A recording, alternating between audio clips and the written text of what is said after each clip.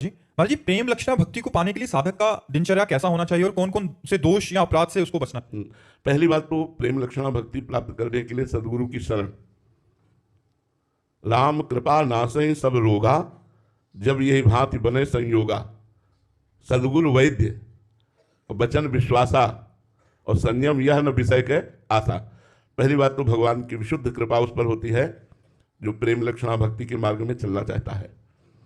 प्रथम हृदय श्रद्धा जो करे, आचार्य जन जाई अनुसरे, जहां जहां हरिवंश के। जो प्रेम लक्षणा भक्ति के आचार्य हैं, पहले उनकी शरण होनी चाहिए। अगर हम आचार्यों की शरण में नहीं है तो भगवत प्रेम लक्षणा भक्ति का प्रादुर्भाव होना असंभव है। इसीलिए कहा प्रथम हृदय श्रद्धा जो करे। जो प्रथम हृदय में इस बात पर श्रद्धा कर ले कि बिना आचार्य कृपा के प्रेम लक्षणा भक्ति प्राप्त होना असंभव है।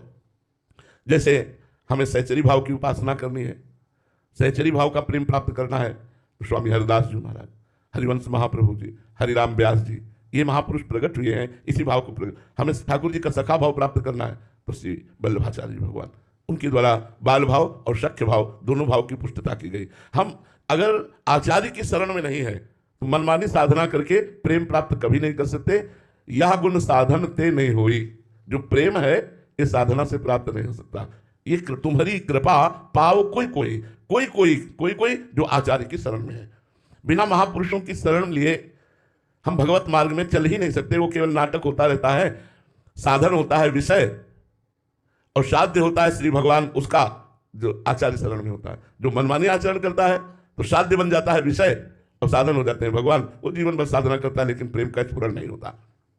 तो प्रथम हृदय श्रद्धा जो करे, आचार्य जन जाय अनुसरे, आचार्यों का जो आदेश है उसके अनुसार चले। दूसरी बात, रसिकन की सेवा जब होए। क्यों?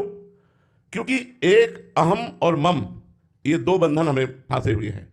अहम और मम, मैं और मेरा, ये माया का बंधन इतना सुदृढ़ है कि बिना गुरु कृपा के, बिना रसिकों की कृपा के, बिना भगवत प्रेमी महात्माओं की कृपा के ये साधना से और पुष्ट होता है, नष्ट नहीं होता। और जब तक ये अहम रहेगा तब तक प्रेम प्रकट नहीं होगा। अहमता और ममता, ये दो बातें इतनी जोर की हैं कि ये अगर पलट जाए, दोनों प्रभु की तरफ हो जाए तो हमारी बात बन जाए। एक अहमता ममता, ये जग में है दुखदाई, और ये जब श्री जी की ओर लगे तो हो परम सुखदाई। ये जब श्री जी की ओर